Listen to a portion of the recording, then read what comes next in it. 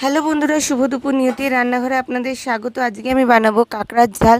তো প্রথমে কড়াইতে আমি কাচ্চিঘানি সর্ষের তেল দিয়ে দেবো। তেলটা গরম হতে দেব।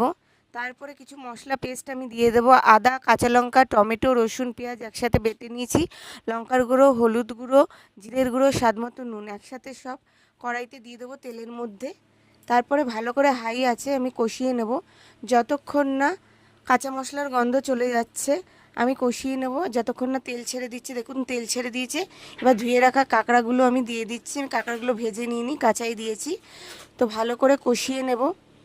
যত ভালো করে কষিয়ে নিতে হবে ঢেকে ঢেকে যতক্ষণ না তেল ছেড়ে দিচ্ছে। দেখুন তেল ছেড়ে দিয়েছে, কষানো আমার হয়ে গেছে। এবার গরম জল দিয়ে দেবো। পরিমাণ মতো জল দিয়ে দেবো। একটু বেশি করে জল দিচ্ছি কাঁকড়াটা একটু সেদ্ধ হওয়ার জন্য, কিন্তু এটা পুরোটাই একদম শুকনো শুকনো মাখা মাখা হবে। তো ঢেকে দেবো এবার। দেখুন পুরো কাঁকড়া আমার তৈরি হয়ে গেছে। এবার গরম মশলা গুঁড়ো দিয়ে একটু নেড়ে ছেড়ে নামিয়ে নেব। কে কে কাঁকড়া খেতে ভালোবাসেন কমেন্টে জানাবেন। ভালো লাগলে লাইক শেয়ার কমেন্ট করবেন। পেজটিকে ফলো করে আমার পাশে থাকবেন।